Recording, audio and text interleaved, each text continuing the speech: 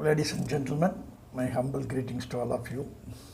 Today, I would like to share my perception about National Education Policy 2020. Before sharing my perception, what I want to do is I would like to give you the overall view about the National Education Policy in a very brief note. Actually, the National Education Policy, the original draft prepared by the committee consisting of nearly 484 pages. But after having some discussion with several people, stakeholders, so they have reduced it to 66 pages, which is originally in English. Now, almost in all Indian languages, that original draft of 66 pages in English translated into various languages in Tamil and other languages also. But the thing is, in Tamil, we have got only, after giving some process from various quarters, all the other languages have come first, but Tamil is the last language which has been, National Education Policy has been translated into Tamil by putting more demand from the various sides. Okay, leave on that point. So actually in English there are 66 pages, but whereas in Tamil the same 66 pages translated into 155 pages. Now it comes in Tamil. I have gone through the entire 66 pages, and I have gone through already that original draft of 484 pages also. So based on that deep study in the National Education Policy, I would like to highlight the very important points only. I am going to give you only the overview of the education policy first. Then I will give my perception. Okay, this is the pattern today. So I said that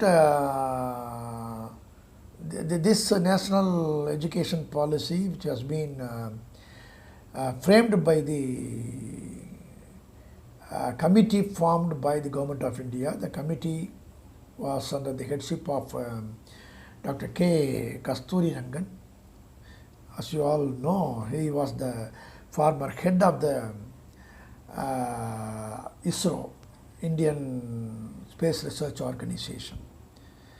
And of his profile, we all know very well. He is a very big scientist, and under this headship there are other 8 members. All the 8 members are the great scholars, great scientists, and the vice chancellors, and administrative IAS officers and all. So the committee as such, a very expertise committee. But whether the expertise committee was given a full independent power to frame the policy, or somebody else have given some directives or dictatives to the committee to formulate the policy in such a manner or not, we have to check it up only after go through the entire policy note. That is the point. Okay. Now coming to that policy, I said 9 members totally. Okay. But the thing is, I said 66 pages, but only an abstract was given to the ministry cabinet, union cabinet for getting approval, and the union cabinet under the headship of Prime Minister Narendra Modi has approved that policy in the month of September. So during the September, we know very well that it was total lockdown throughout the world, lockdown, and in India also throughout the country lockdown, and almost all educational institutions from universities to colleges and all were closed. So at that time, the cabinet has approved the new education policy that we know. the government of India having its own agenda for the implementation of various policies, including education policy. So, with regard to education policy, the government of India has got an agenda of making the education institution as a global educational development as per the sustainable development goal. Because for every matter, government of India has planned for sustainable development goals, and it comes under sustainable development goal number 4. So from which what are the policies to be modified and the new aspects to be introduced in order to bring a global educational development, that was the point. So it is the outcome of the sustainable development goal plan number 4. That is the point. Okay.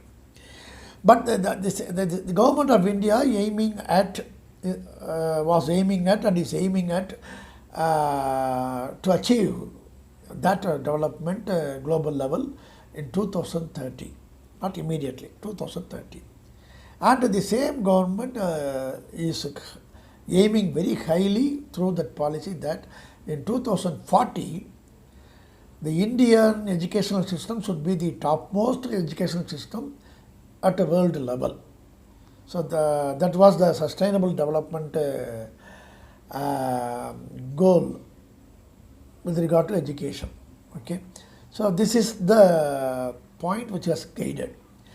And regarding when the committee is given a power to formulate the policy, the committee was given a guiding light by, I don't know who has given that guiding light, but the guiding light was given by maybe the BJP ruling party. That guiding line, they cannot go away from that guiding light.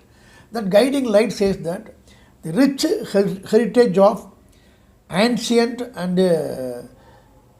Indian ethos and eternal Indian educational Indian knowledge, these two things are to be kept as a guiding light. That dictatives are made. So when we go through the policy, and definitely that guiding light would reflect in a policy. That is the point I would like to say.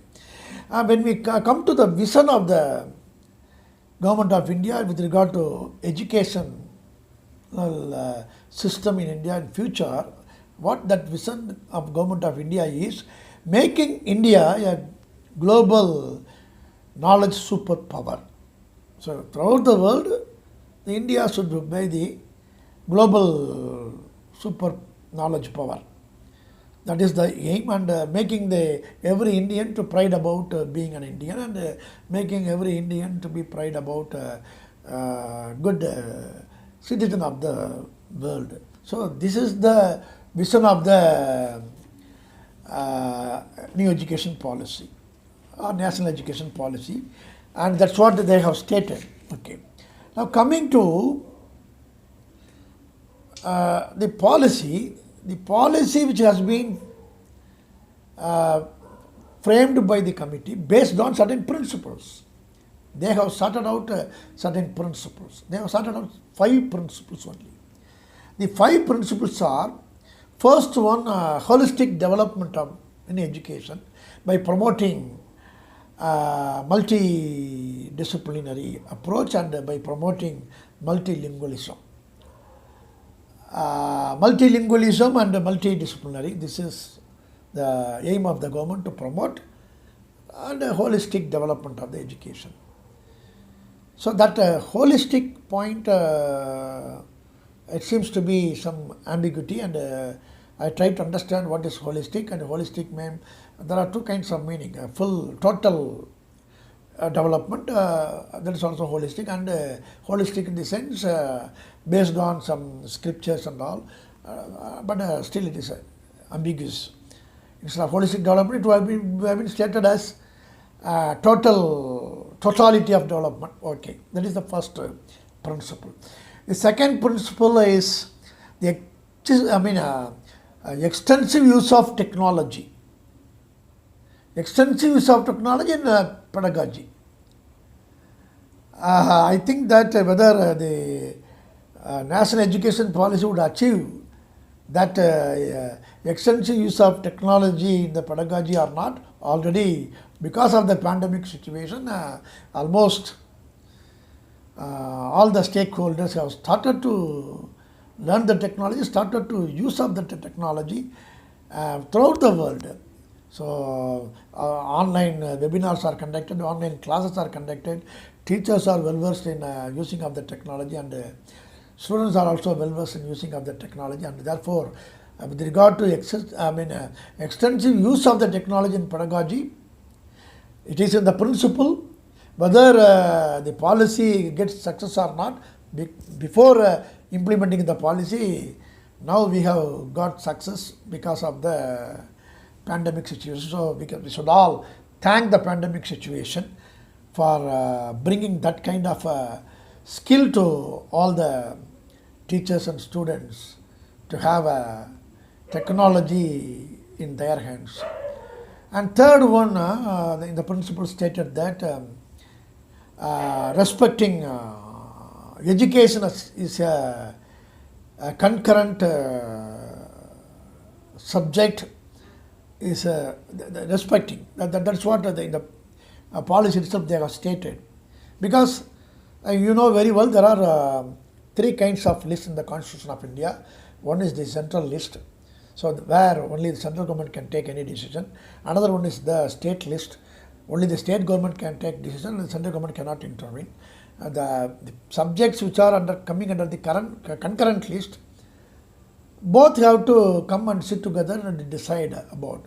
So education comes under the concurrent list, and the policy also states that, and the policy would respect the concurrent list. Okay, so that is also a very nice principle which has been quoted in the policy itself. And another very important thing is access to quality education.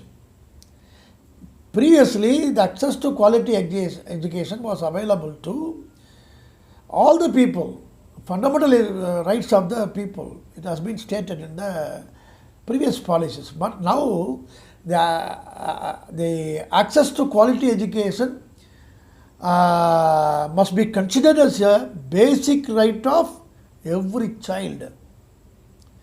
So I will come to discuss about this particular thing later on, because it is not basic right to every individual. Okay, every adult. It has not been mentioned. It has been mentioned that every child. Okay, we will discuss later. So this is a slight change. This is not a fundamental right. This is a basic right only for child. Okay. Now that is the third principle. The fourth principle is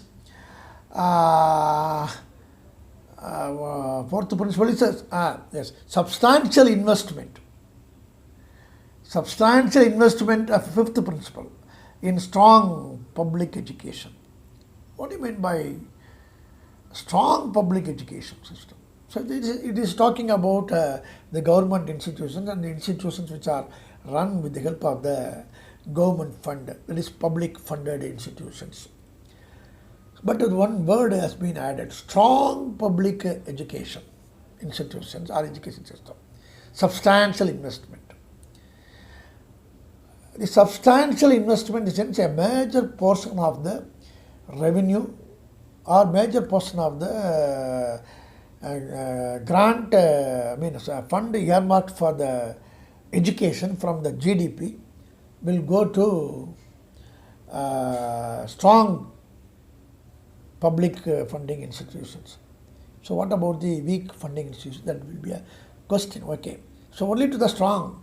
So we cannot say that all the higher education institutions in India are strong, and there will be some variations. Only few will be strong, and majority of the institutions not strong. But the financial support, major support will go only to the strong public education. That is the principle. They have stated that.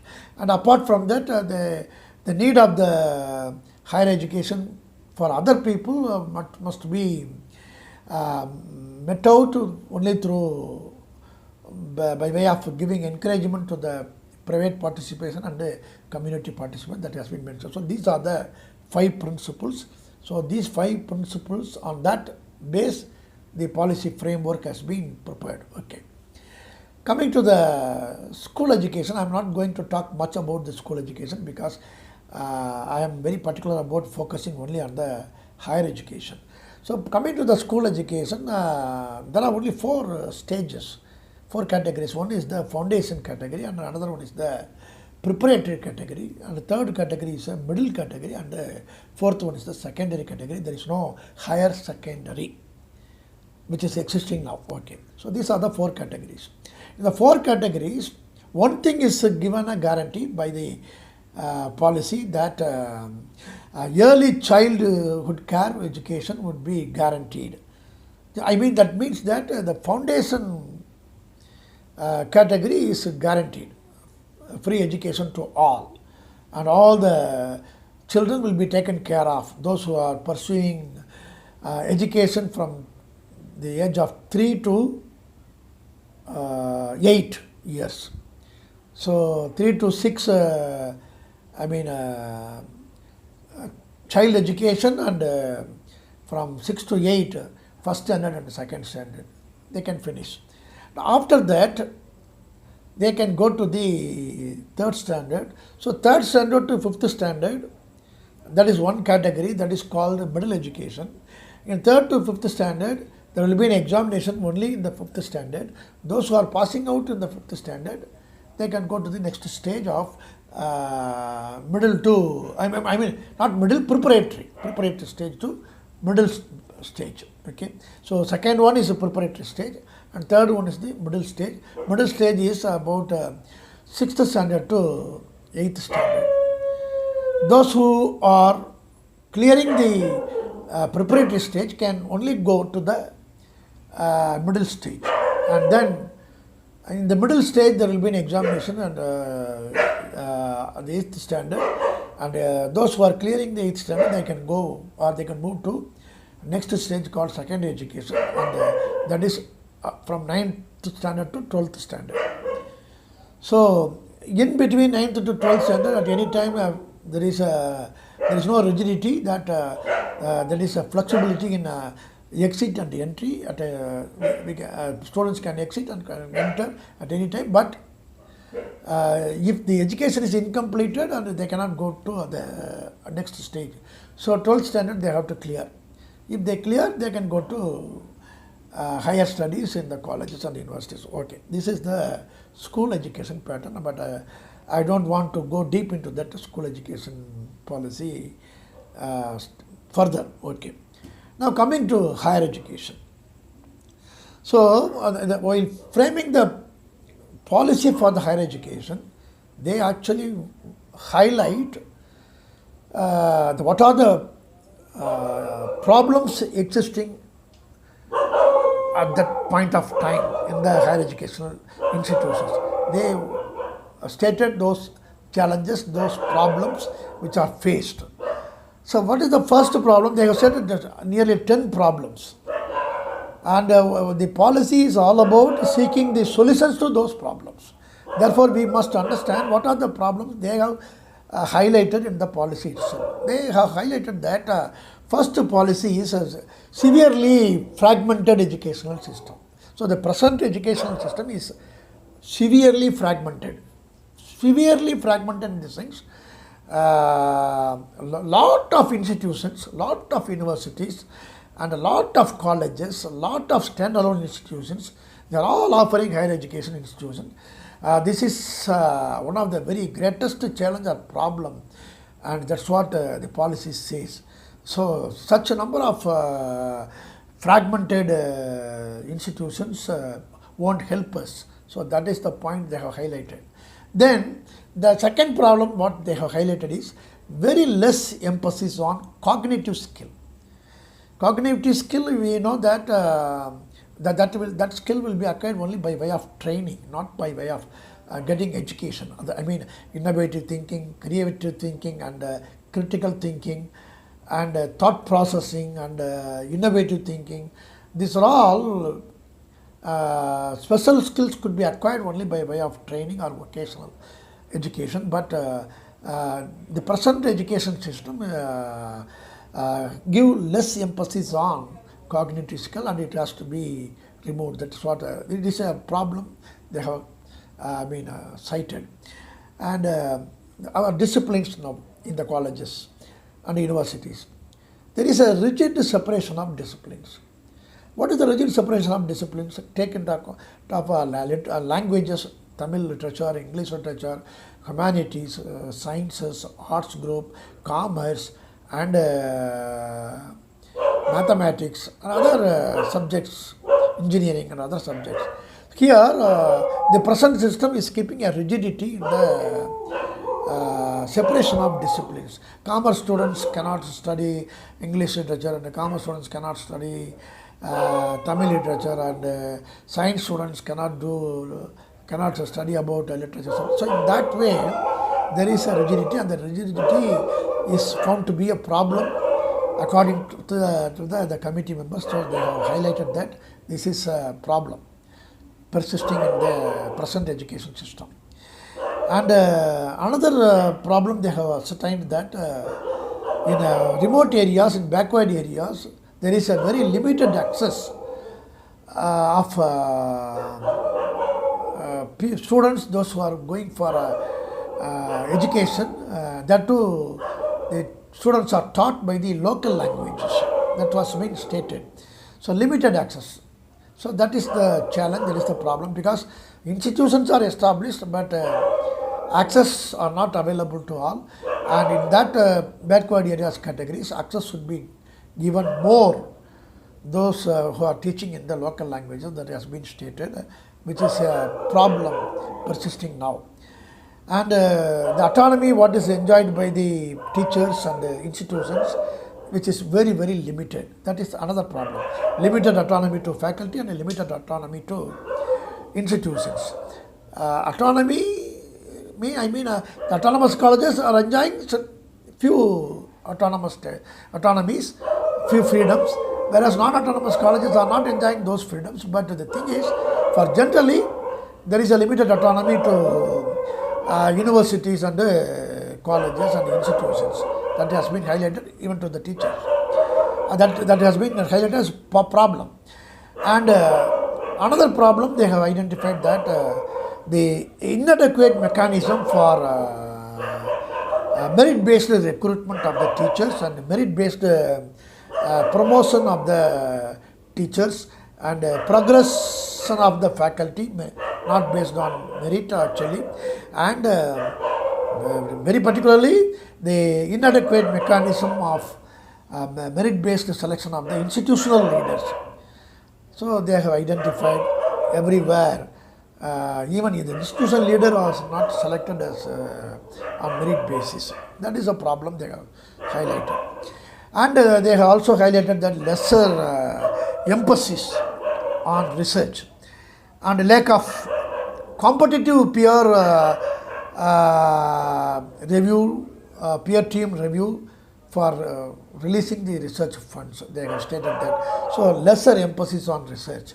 So it has to be enhanced and it has to be modified, it has to be revamped. Therefore, they have highlighted that this is the another important problem, that research, there is a weak research in the presenting system, they have highlighted. Okay, and the governance and the leadership is found to be inefficient.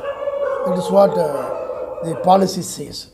In present system, inefficient governance and inefficient leadership. And the present policy says that inefficient regulatory systems.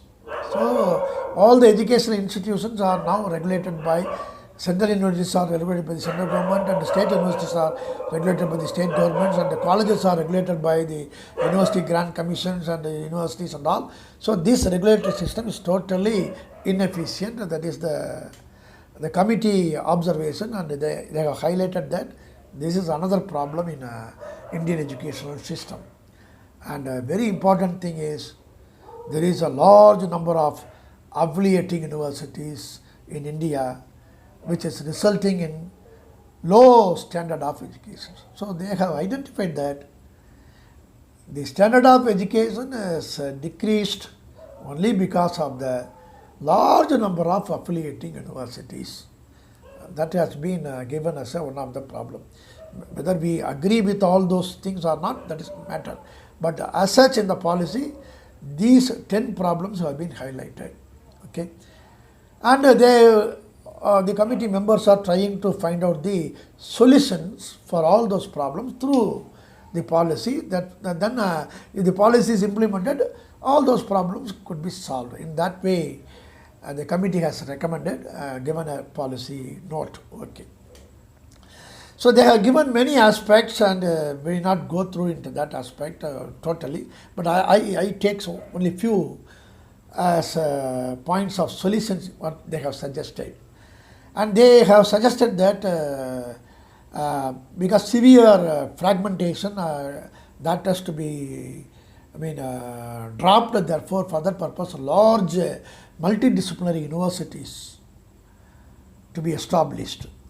Not only universities, and the large multidisciplinary colleges to be established. They have got a policy matter that large multidisciplinary universities to be established at national level, state level, and district level. That has been suggested as a solution to the problem, and that too in a district level, the multidisciplinary colleges to be established, and the subjects are to be taught in local languages. That has been suggested. And the curriculum and pedagogy and other matters are to be totally revamped. Revamping of curriculum. Revamping in the sense upside down change, total of scrapping, total change to be made, curriculum designing and all. That is, and moving towards faculty and institutional autonomy. Already in autonomous colleges they are enjoying some autonomy, but still further autonomy to be given, and that was the solution to solve all those problems. So the what autonomy has been given to the autonomous colleges is not sufficient. That's what the policy says. So it should be more liberalized, both to the teachers and to the institutions, and that has been suggested as a solution. And merit-based recruitment to be done, not in the existing pattern, merit-based recruitment to be done, and merit-based recruitment of the institutional head to be done only with the help of the board members who have been nominated by the higher bodies, the experts, not the university committees and all. And then in order to enrich the research activities, there should be a separate institution to be formed, that is National Research Foundation to be formed, and the National Research Foundation should allocate funds for the research activities after having thorough investigation and inspection with the help of the competitive peer team review committee. For that purpose only National Research Foundation has to be established. It has been suggested as a problem solving solution. And the governance should be made by the independent board members, and a very good regulatory body to be made, and therefore the existing regulatory bodies like UGC and universities and governments, state governments and central government's education department, these are all not considered at all as regulatory bodies, and they are not given due recognition. And this policy note says that we have to, that the government should form a Higher Education Commission of India, and that should be a apex body, and in that apex body there will be a vertical subline councils, like there are 4 councils they have recommended. The 4 councils are National Higher Education Research Council, National Accreditation Council. Automatically, when you have a new National Accreditation Council, the old National Assessment and Accreditation Council will be replaced, and a Higher Education Grant Commission, a Grant Council, and another one, General Education Council. So these are the 4 councils under the Higher Education Commission of India will work and regulate the higher education institutions in India. So, and the General Education Council would have a National Higher Education Quality Framework. So automatically the National Higher Education Quality Framework will replace the National Institute of Ranking Framework, NIRF. That will be replaced automatically. So lot of changes are going to be made. And the government thinks that in order to solve so many problems, many number of colleges to be made as an autonomous colleges.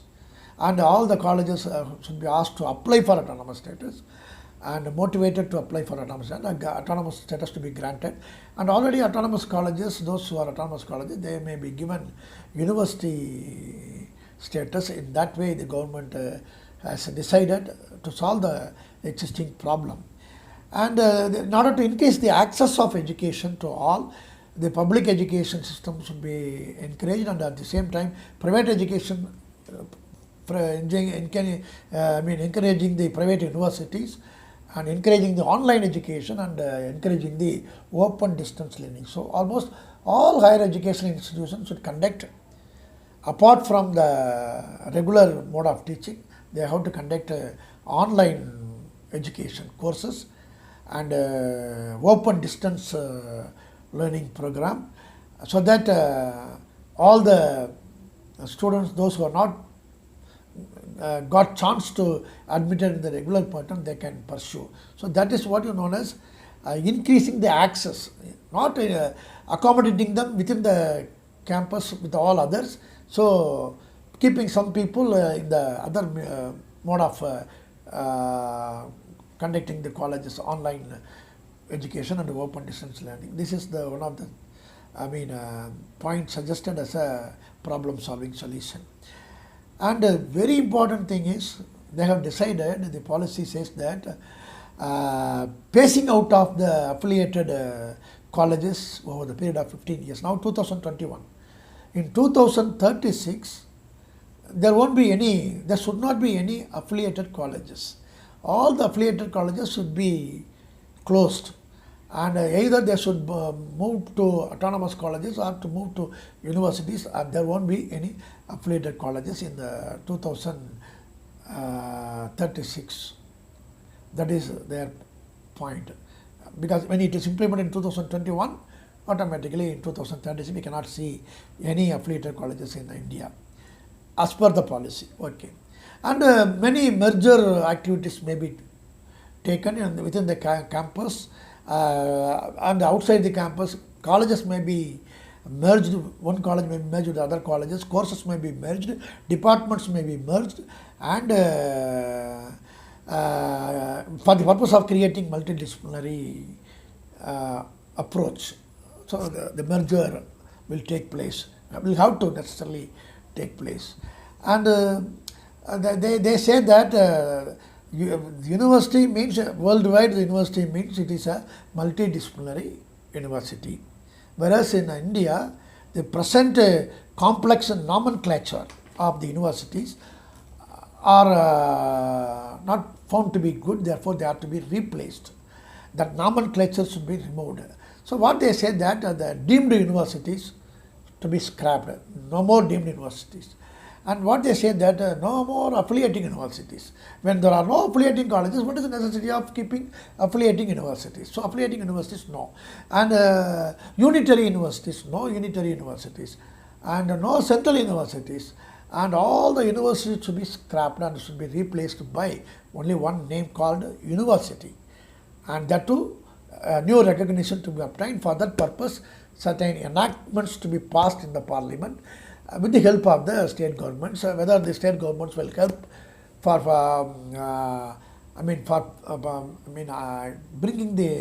passing the enactment in the parliament or not, that is the different question. But the policy says like this. And a very, very important thing is, I said a substantial investment will be made in the public education system, but that will go definitely to the MERU. What do you mean by MERU? MERU. Multidisciplinary Education and Research Universities. And the policy says that the government should establish MERU, Multidisciplinary Education and Research Universities, nationwide and in every state and in every district multi research education colleges to be established. Merck, Meru and Merck. For that purpose only the substantial amount of expenditure, I mean fund would be spent, to be spent on, because the Meru and Meru is on par with the IIM and IIT. Naturally, IIM and IIT is totally funded by the central government. So the funds will flow like anything for establishing multi discipline education and research universities in the country. I think for every state would have one university at least. National level big university, and district level there will be some colleges. For those purposes money would be spent. Okay. And another very important thing which has been highlighted to solve the problem of the Indian education system which is facing now is, they have stated that because in many places the people say that reservation policy, what would happen to reservation policy to SC, ST and BC and all. So what the policy has suggested that in order to solve that problem, the government of India should create special educational zones, just like a special economic zones. In that special economic zones, colleges and universities to be functioning, and in those areas the preferences should be given only to SC, ST and socially economically deprived group of students. So instead of say that the policy says that it is inclusive, but it seems that it is not inclusive, it is exclusive, and a separate education zone is created. And we cannot predict anything whether it will give good result or not. We cannot predict anything right now, but this is the one thing which has been suggested to solve the problem of reservation and all, establishment of the special education zones in India. And in order to promote the internationalization of the education, global level Indian education system should go to the topmost. So for that purpose, the government of India has to give a financial support. The policy says that financial support should be given to the foreign students, those who are coming here to pursue their education, higher education. And at the same time, the foreign universities, if they want to come and start the campus in India, they must be invited. Foreign universities, apart from the private universities from our own country. And then if there is any possibility, our universities can open campuses in abroad also. And then exchange program, faculty exchange and student exchange program to be conducted. Our faculty members can go to abroad, and these are all very nice things to observe. But what is going to happen, we have to see later. That is in order to make the Indian education system to the global standard, it has been suggested as one of the solution. Okay. Now coming to the pattern of college education, just like a school education. But now the undergraduate degree, with regard to undergraduate degree, already we have 3 years program. Now this will be changed as a 4-year program, undergraduate program. And here there is a flexibility of exit and entry of the students. So in the first year, if any student doesn't want to, students do not want to complete the second year and wants to quit from the first year itself, can quit easily by getting certificate that completed first year of UG degree. And second year UG degree, if anybody wants to quit, let them quit and can get a diploma. And the third year, if they want to complete, they can get by completion they can get bachelor degree. If any students want to pursue fourth year, they can get a bachelor degree plus research. So that means that a research project and a 4-year degree. And when they want to move from undergraduate education to PG education, PG program, and a PG program generally 2 years, but those who have completed UG degree with 4 years, they can do their PG program by spending only 1 year, and that second year is only for research purpose. And those who have completed UG degree with the 3 years, they can move into the PG degree, but they have to be 2 years, they have to study 2 years, and second year compulsorily research. This is what mentioned. And the previous, the previous MPhil program, which has been dropped, no MPhil program will be conducted in the higher education institutions, and it is dropped once for all. And then PhD program. So now PhD programs are conducted by the universities, and PhD programs conducted by the research centers of the colleges, and this is what happening now. But what would happen to the research centers? What would happen to research guides?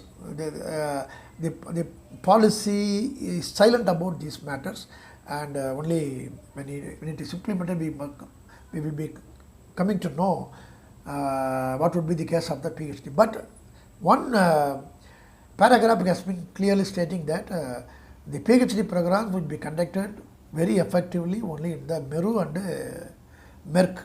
Meru means, I said already, multidisciplinary education research universities would conduct PhD programs very extensively, and at the same time in a district level multi-discipline education and research colleges would conduct PhD programs extensively. But whether the other colleges what they are conducting the PhD programs will be again allowed or not, the policy is not telling anything. It is silent about that particular matter. Okay, this is about the educational pattern and all. Now, almost I think that I have given the full picture of the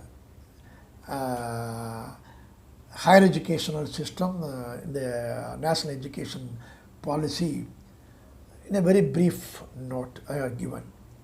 Now coming to my real part. Actually, I wanted to share only with all of you my perception about the national education policy. Many of you would disagree with me. Some of you may agree with me. Your perception may differ from my perception, but kindly give a feedback of your perception. So now I come to my perception. Okay, to look at policy as such, what I think that to look at the policy, it is like milk of prosperity and honey of opportunity. What do you mean by milk of prosperity and honey of opportunity? It looks like that because the Indian educational system is going to be a global knowledge superpower in 2040. And in 2040, the Indian education system is second to none of any of the countries. That has been stated. So to look simply like that, it is like honey of an opportunity. But what is the reality? Reality, when it is not implemented even now. When it is implemented, what would happen? I have my own doubts and questions and all. Some of the doubts I have clarified myself, and some of the doubts I have clarified with discussing with my friends and experts, and still I have many doubts. Therefore, my perception would be entirely different. There are many blind supporters of this national education policy, and there are some opposers of the policies, but I am not blindly opposing and blindly supporting. I want to be neutral. I want to study deep into that aspect, and I have to give my perception. In that way only I give my perception, and I am not biased. So I am going to put forth what are all the thoughts which are popping up in my mind in front of the viewers. You have to decide and you give a feedback based on my. So you know very well about the environment today in India. There are several policies have been implemented. After the BJP government has come to power, they wanted to make changes from the top to bottom. Rather to say, this educational policy change is said to be a upside down change, total change. Total change they want to bring. So similarly, for in every aspect they want to make changes.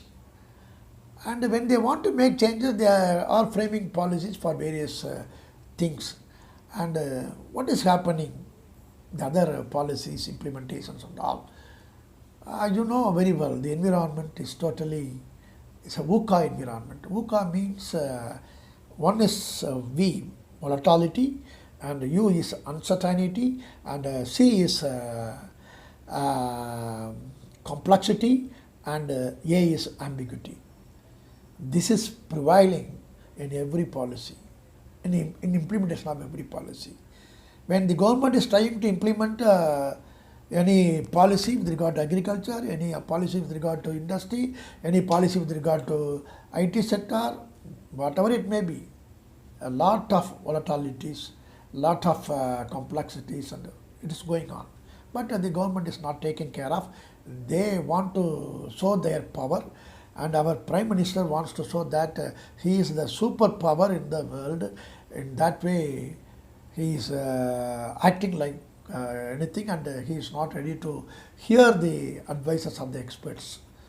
And if the advisors are the experts are giving advices, definitely the Prime Minister will not go in that direction. That's what I believe as a neutral man. Okay. Coming to that situation, when the new education policies are actually implemented, what all the things would happen? I have many doubts.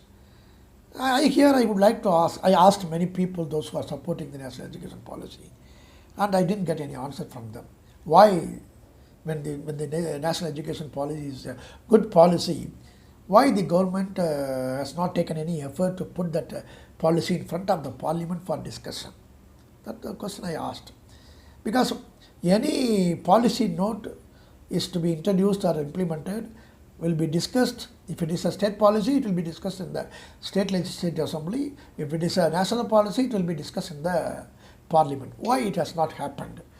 That question I asked to the supporters, and they didn't give any answer to me. The same question I asked the viewers.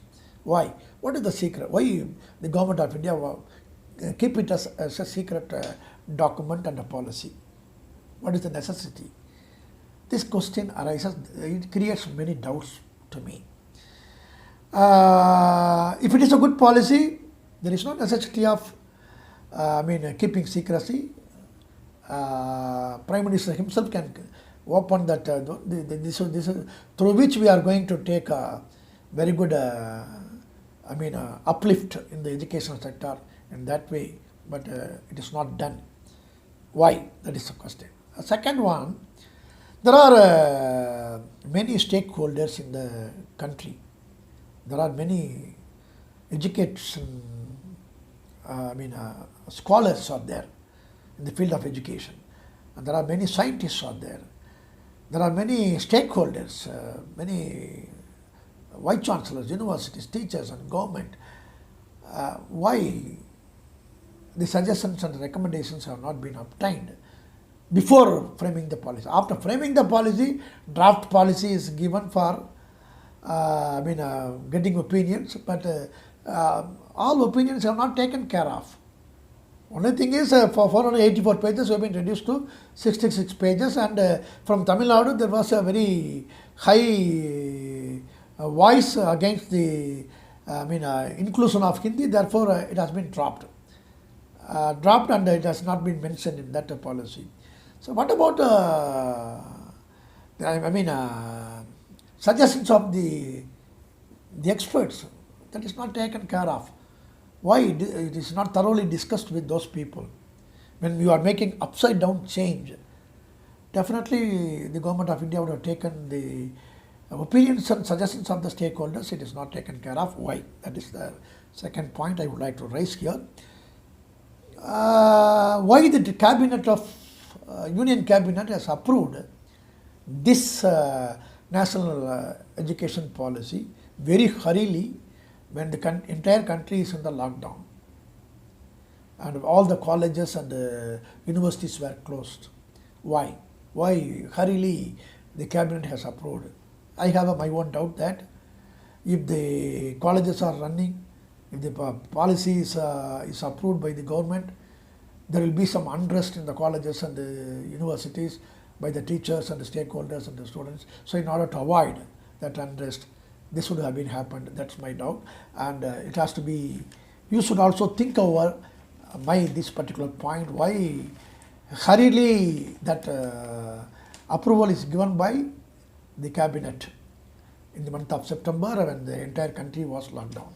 That is my question. Okay. To see the draft policy as such, what we come to know that this is not a national education policy. It is a nationalistic education policy. It tells too much about values of the ancient Indian culture. It tells too much about the ancient Indian ethos. It tells too much about Indian pride and all. It talks too much about these things. I mean, heritage of the people. I think that they are going back 1,000 years ago, talking about the Indian, ancient Indian ethos. Indian ancient ethos are actually Sanatana dharmas. And those ethos are only where the cause for the majority of the people education was deprived. So majority of the people were deprived of the educational rights because of the Sanatana Dharma. Again and again you are talking about that heritage, again you are talking about that ancient Indian ethos and all will create a doubt. Once again we are going back to 1,000 years ago situation where majority of the people's education would be taken away, and this doubt is coming to me, and people, you have to think about it and answer or give your feedback. That's all. And education, they have also stated in the policy also, we would respect the concurrent subject. Education is the concurrent subject that we would accept and respect. So when you respect the education as a concurrent subject, how can the center can prescribe the national approved books and the national books and revamping the curriculum and revamping the syllabus and giving suggestions for syllabus and all and everything, pedagogy, these are all not under your purview. These are all under the purview of both state and the center. So without any consultation, and already some of the state governments have raised their voice against the central government move of implementing the national education policy. Already they have started to implement, raise their voice against. Particularly in Tamilnadu, last week the higher education minister has raised his voice against the central government that we will never accept the national education policy, we will never implement the national education policy. He has stated. So this is the situation. When it comes under the concurrent list, when you respect the concurrent list, why you have not respected the state government's authorities, state government people? And that is the question, that doubts comes there. Here, sometimes you may indirectly forcing the people to take the education back to power of the central government. Already you have done this, because in medical education, the NEET examination you have introduced. The government of India has introduced. So after introduction of the NEET examination, this state power has gone. Though it is under the concurrent list, simply stating that name of the Indian Medical Council and all, you have taken away. So similarly, you have formed many councils here, higher education councils. So based on the opinion and the suggestions and the recommendations of the higher education council, hereafter syllabus would be framed and curriculum would be framed, is designed only by the center. You may say, and automatically in an indirect way, in a backdoor way, you are taking the rights of the state government to you. So similarly, it is moving from state to center, centralizing the power. This is what I doubt. And with regard to, though you respect the particular thing, because you cannot say that we don't respect, because it is against the Constitution of India. Okay. And holistic development means what? You have mentioned that holistic development in education system. What do you mean by that? And you are stating that multidisciplinary approach, okay, multidisciplinary approach, okay. That is the need, okay. But what do you mean by multilingualism? Multilingualism, why? Who asked multilingualism? Already the country is going with a two languages principle. We can have two languages. One is the our own local language, and plus English. And those who are keeping Hindi, then plus in English. And this is what the country's policy, and throughout the countries, almost all state governments are following. What is the necessity of adding other languages, studying other languages? And it is, I feel that this will not promote a scientific way of education. Simply learning the additional language, what help? I don't say that nobody should learn additional languages. That is different.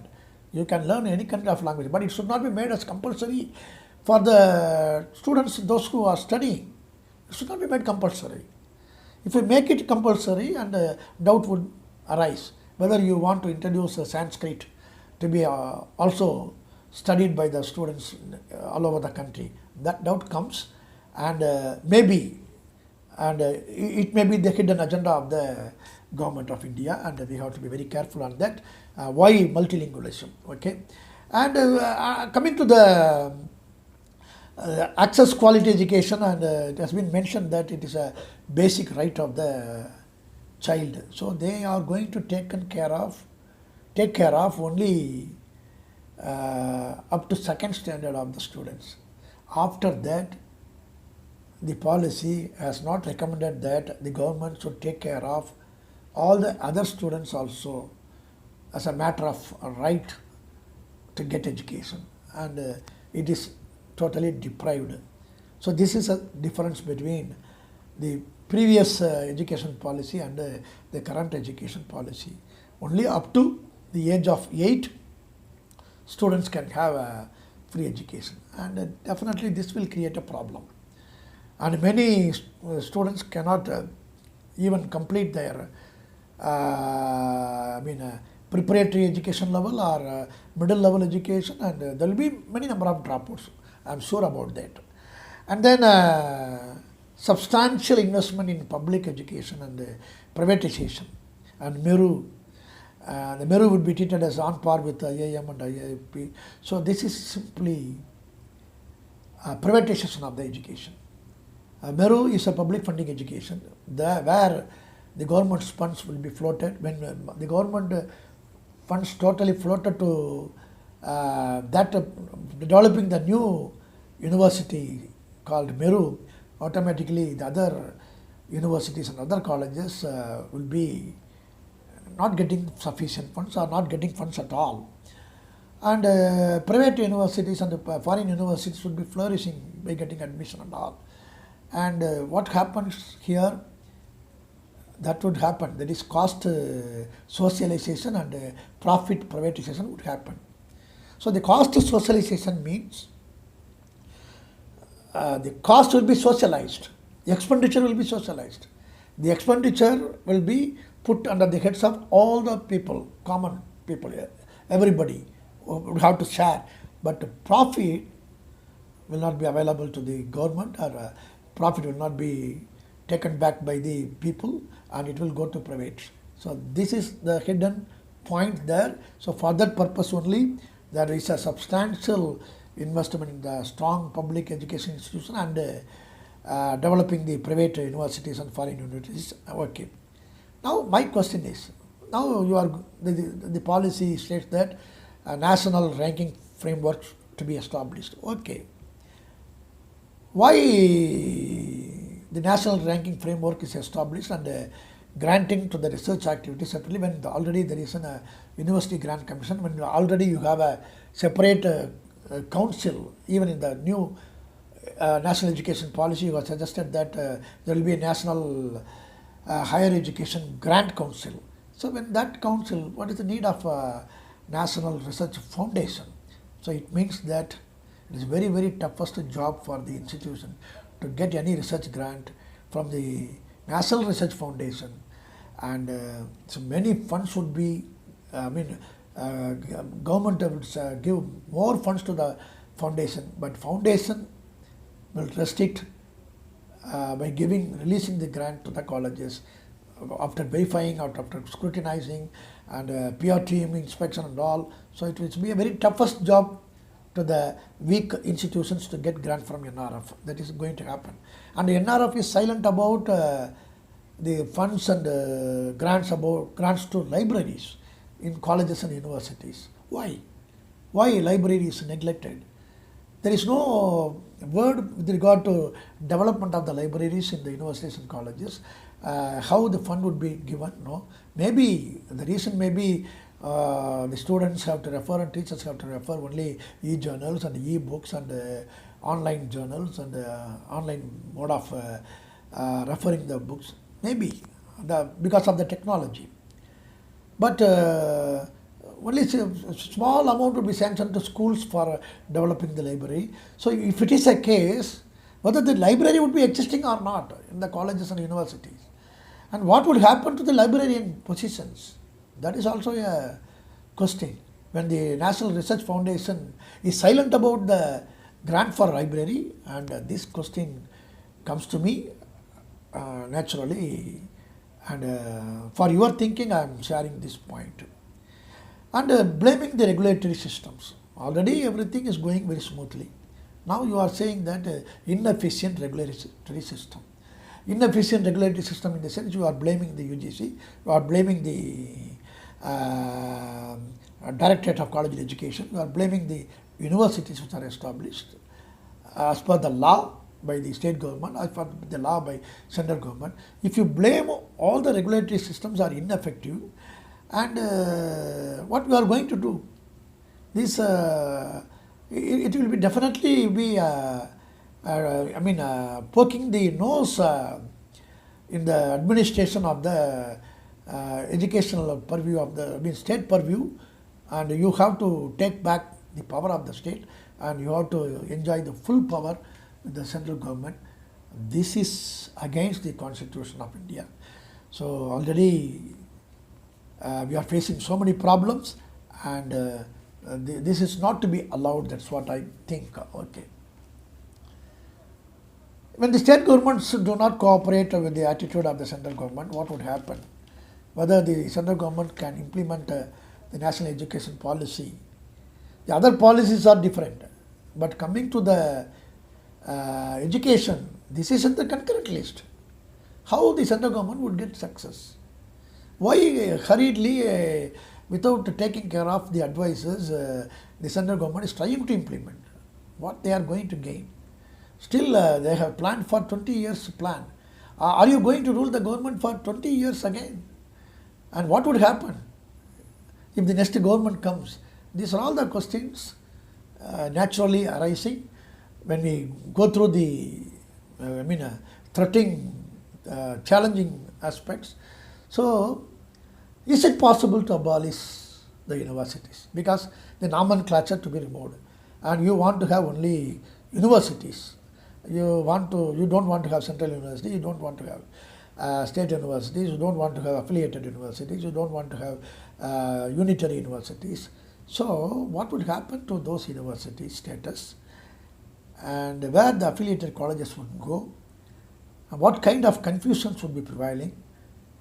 These are all the natural questions. Okay, how the state governments would accept the enactments, because it cannot be abolished with the help of the policy alone, because all the state universities are established as per the act passed in the state legislative assembly and parliaments. So in that case, it cannot be closed without any passing act. So how the state governments would help you, and there will be a unrest when you are making this attempt that may arise.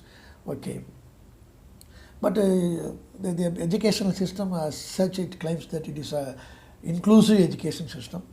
I strongly disagree that it is not a inclusive education system. It is exclusively education system. It's an exclusive education system. Once you establish special educational zones for the SC, ST people and socially backward people, automatically you are excluding them from the mainstream. Therefore, it cannot be stated as inclusive education. And when you are offering online education, when you are offering open distance learning education in the colleges, automatically many students may not join and they will be excluded. Mainstream, they cannot join in the mainstream. So don't claim that this is inclusive education system. This is purely exclusive education system. And phasing out of the affiliated colleges in the period of 15 years, think about this. What will happen to teachers? What will happen to students? And what will happen to non-autonomous colleges? And the multidisciplinary colleges, merging science, arts, engineering and all, that will create utter confusions. And that will create so many nuisances and unrest in the campuses that will create. And in the name of internalization, why we should give financial support to the foreigners instead of wasting the hard-earned tax money of the Indian people? Why to be shared with the foreigners in order to get good name to Prime Minister? That is not to be encouraged. We are not simply wasting our hard-earned tax money paid by the people of Indians, and that is to be given a due thought by all the people. And vocational education, we are talking about vocational education, it is only training and not actually an education.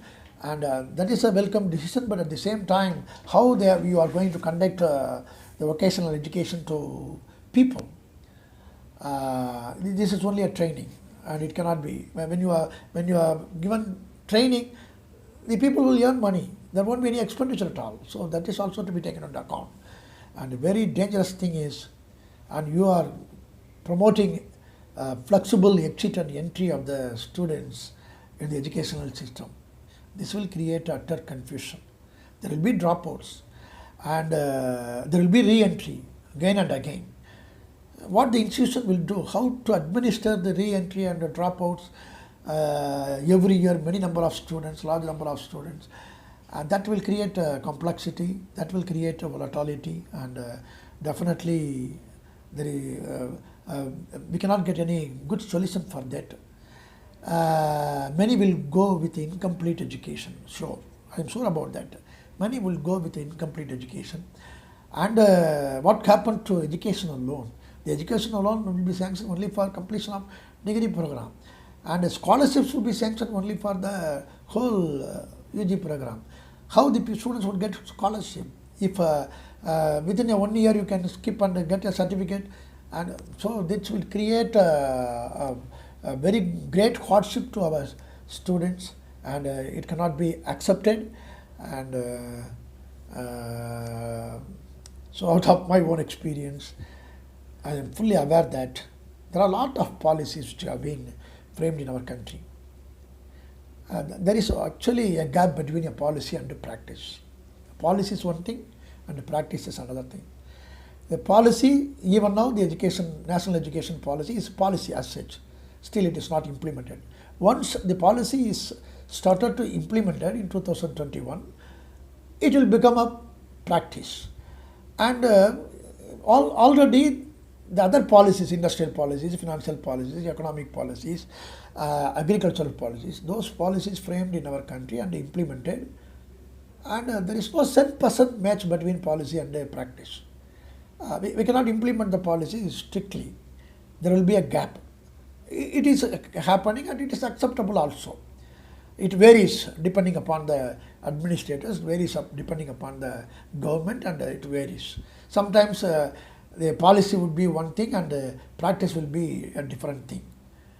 It may happen, but with regard to national education policy, I believe that it is very, very toughest job to implement even 10% of the policy note for the real implementation.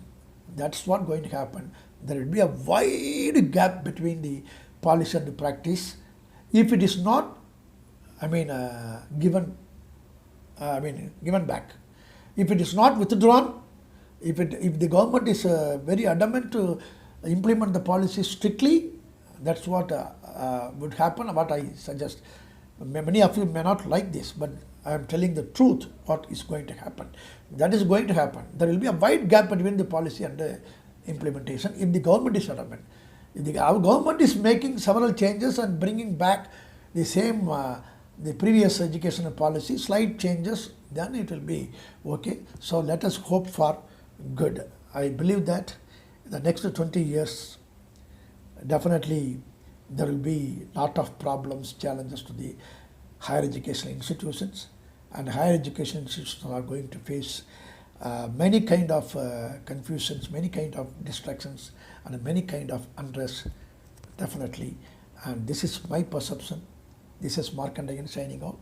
Till we meet again through another video. But this is a very important video. It is only for the people, those who are in the education institutions. So all the teachers have to view that video and share your feedback. Thank you very much. Markkandeyan.